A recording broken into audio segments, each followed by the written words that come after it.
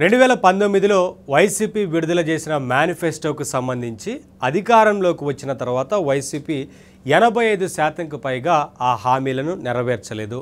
అది చాలా స్పష్టంగా కనిపిస్తుంది. ఆ మేనిఫెస్టోని ఒక్కసారి చదివితే ఆ తర్వాత వారు అధికారంలోకి వచ్చిన తర్వాత ఏమేం చేశారు పనులు అనేది గనక అందరూ కంపేర్ చేసుకుంటే 85% పైగా హామీలను అమలే చేయలేదు. కానీ ఈ ఎన్నికల్లో మళ్ళీ 2024 ఎన్నికలకు సంబంధించి కూడా వైసీపీ వాళ్ళ మేనిఫెస్టోను విడుదల చేయడం పట్ల అందరూ ఆశ్చర్యాన్ని వ్యక్తం చేస్తున్నారు. ఎందుకంటే గతంలో ఇచ్చిన హామీలనే నిలబెట్టుకోలేదు, మళ్ళీ ఇప్పుడు మేనిఫెస్టోను విడుదల చేయడం ఏంటి అంటూ అందరూ ఇవాళ చర్చించుకుంటున్న సందర్భం కనిపిస్తూ ఉంది.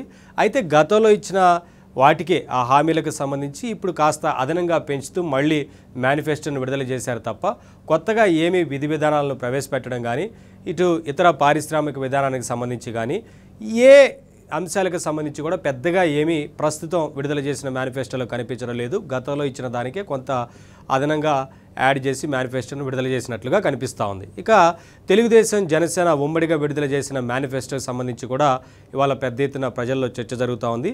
ఈ రెండు మేనిఫెస్టోలకు సంబంధించి ఎవరెవరు ఏం హామీలు ఇచ్చారు ఏంటి అనేది ఒకసారి మనం చూద్దాం. ముందుగా రైతుల విషయంలో విడుదల చేసిన మేనిఫెస్టోలో ఏముంది అనేది ఉమ్మడిగా టీడీపీ జనసేన విడుదల చేసిన మేనిఫెస్టోలో అన్నదాత పేరుతోని 20,000 అందివ్వబోతూ ఉన్నారు భరోసా కింద. ఇక వైసీపీ విడుదల చేసిన మేనిఫెస్టోలో రైతు భరోసా కింద 16,500 రూపాయలుగా ఉంది. సో కంపేర్ చేస్తే టీడీపీ జనసేన రైతులకు అదనంగా న్యాయం చేసేందుకు, అదనంగా వారికి ఆసరాను అందించేందుకు గాను ఈ మేనిఫెస్టోలో పొందుపరిచినట్లుగా కనిపిస్తూ ఉంది. 20,000 ఇవ్వబోతా ఉన్నారు. కానీ రైతు భరోసా కింద వైసీపీ మాత్రం 16,500 మాత్రమే ఇస్తామంటూ మేనిఫెస్టోలో ఇప్పటికే విడుదల చేశారు. మిగతా చూస్తే మహిళల విషయంలో టీడీపీ జనసేన తీసుకున్న నిర్ణయం మహాశక్తి పేరుతోని 18,000, అది కూడా 18 నుంచి 60 ఏళ్ల మధ్య ఉన్న వారికి ఈ 18,000 రూపాయలను అందించడం కోసం మహాశక్తి పేరుతోని వారి మేనిఫెస్టోలో విడుదల చేయగా వైసీపీ మాత్రం చేయుత పేరుతోని 18,750 ఇస్తామంటూ విడుదల చేశారు. అది కూడా 45 నుంచి 60 ఏళ్ల మధ్య ఉన్న వారికి మాత్రమే. కానీ ఇక్కడ డిఫరెన్స్ తేడా గమనిస్తే టీడీపీ జనసేన ఇచ్చిన వాటిలో 18 ఏళ్ళు పైబడిన వారందరికీ కూడా ఈ పథకం వర్తిస్తుంది. కానీ వైసీపీ చెప్తున్న చేయూత పథకం మాత్రం 45 ఏళ్ళు పైబడిన వారికి మాత్రమే ఈ పథకం వర్తిస్తుంది అనేది క్లియర్గా మనకి అర్థం చేసుకోవచ్చు. ఇక మిగతా అంశాలు చూద్దాం.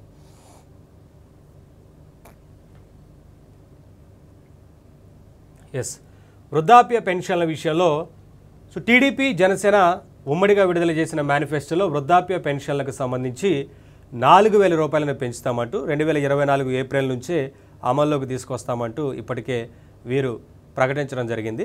వైసీపీ మాత్రం 3,500. ఇది ఎప్పటి వరకు అమలవుతుందంటే 2029 వరకు అమలవుతుంది. 2029లో అంటే గతంలో కూడా వారు హామీ ఇచ్చి ఏ రకంగా సంవత్సరానికి పెంచుకుంటూ ముందే పెంచుతామంటూ చెప్పి గతంలో ఆ తర్వాత అధికారంలోకి వచ్చిన తర్వాత వైసీపీ 250 చొప్పున సంవత్సరానికి పెంచుకుంటూ వెళ్తామంటూ ఏ రకంగా అయితే చెప్పారో ఇప్పుడు కూడా అంతే 3,500 వరకు పెంచుతామంటూ చెప్పారు. కానీ అది 2029లో అమలయ్యేందుకే అవకాశం కనిపిస్తూ ఉంది.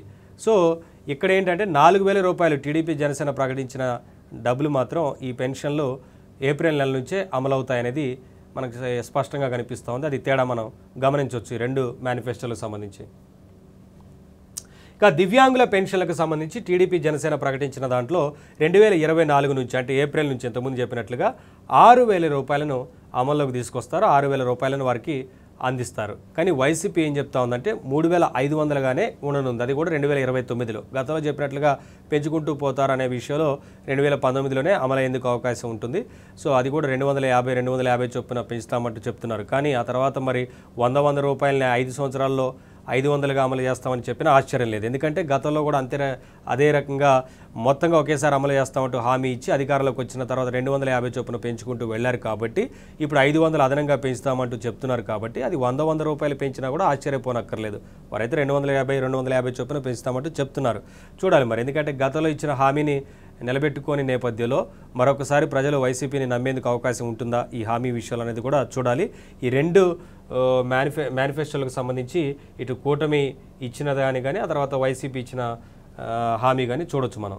తర్వాత పిల్లలు బడికి వెళ్తే ఏంటి, ఇది టీడీపీ జనసేన ఉమ్మడిగా ఇచ్చిన దాంట్లో తల్లికి వందనం పేరుతోని 15,000 రూపాయలను ఒక్కో విద్యార్థికి అందివ్వనున్నట్లుగా ప్రకటించారు. ఇక వైసీపీ అమ్మఒడి కింద 17,000 రూపాయలు ఒక విద్యార్థికి మాత్రమే. ఇక్కడ ఒకటి గమనించాలి తేడా. గతంలో వైసీపీ అధికారంలోకి వచ్చినప్పుడు అంటే ప్రతిపక్ష నేతగా ఉన్నప్పుడు వైసీపీ చెప్పింది ఏంటంటే ఎంతమంది పిల్లలు చదువుకున్నా సరే ప్రతి ఒక్కరికి కూడా అమ్మఒడి కింద 15,000 రూపాయలు అందిస్తామంటూ హామీ ఇచ్చారు. కానీ అధికారంలోకి వచ్చిన తర్వాత పిల్లలందరికీ ఇవ్వలేము, కేవలం చదువుకున్న ఇంట్లో ఎంతమంది చదువుకున్నా ఒక్కరికి మాత్రమే ఈ పథకం వర్తిస్తుందంటూ చెప్తూ వచ్చారు. కానీ అది కూడా ఏం చేశారు, 2,000 రూపాయలను మెయింటెనెన్స్ కింద కట్ చేసి 13,000 రూపాయలు మాత్రమే వారి ఖాతాల్లో వేశారు. అది కూడా రకరకాల ఆంక్షల పేరుతోని లబ్ధిదారుల సంఖ్యను పూర్తి స్థాయిలో కుదించారు, తగ్గించారు. ఇక్కడ అమ్మఒడి పేరుతోని ఇప్పుడు ఒక్క విద్యార్థికి మాత్రమే 17,000 రూపాయలు అని చెప్తున్నారు కదా. ఇందులో కూడా ఏం జరుగుతుందంటే 2,000 రూపాయలు మెయింటెనెన్స్ కింద కట్ చేస్తారు కాబట్టి 15,000 రూపాయలే పడేందుకు అవకాశం ఉంటుంది. అది కూడా ఇంకా ఏమన్నా అదనపు ఛార్జీలు భారం పడింది ప్రభుత్వం మీద, ఖర్చులు పెరిగాయని చెప్పి ఇంకో 1,000 రూపాయలు 2,000 కట్ చేసినా ఆశ్చర్యపోనక్కర్లేదు. ఎందుకంటే గతంలో ఆ హామీని ఇచ్చి విస్మరించారు కాబట్టి ఇప్పుడు నమ్మకం పెద్దగా లేదనే దానికి ఎక్కువగా ఆస్కారం ఉంటుంది.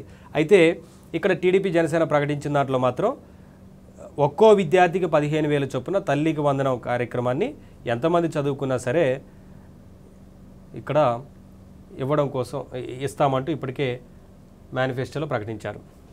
ఇక ఆర్టీసీ ప్రయాణం విషయంలో టీడీపీ జనసేన ప్రకటించింది మహిళలకు ఉచిత ప్రయాణం.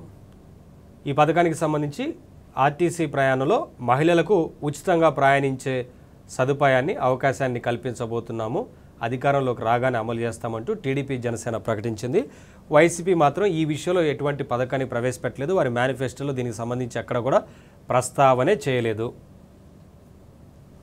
ఇక గ్యాస్ సిలిండర్ల విషయంలో టీడీపీ జనసేన చెప్తా ఉన్నది ఏంటంటే ఏడాదికి 3 సిలిండర్లు ఉచితంగా ఇస్తామంటూ టీడీపీ జనసేన ఉమ్మడి మేనిఫెస్టోలో ప్రవేశపెట్టడం జరిగింది.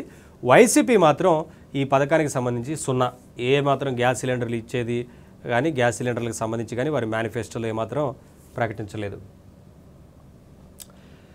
ఇక ఇళ్ల విషయంలో టీడీపీ జనసేన పట్టణాల్లో 2 సెంట్లు, గ్రామాల్లో 3 సెంట్ల స్థలం కేటాయిస్తామంటూ వారి మేనిఫెస్టోలో ప్రకటించగా వైసీపీ మాత్రం పెండింగ్లో ఉన్న 10 లక్షల ఇళ్ల నిర్మాణం చేపడతామంటూ మేనిఫెస్టోలో ప్రకటించారు.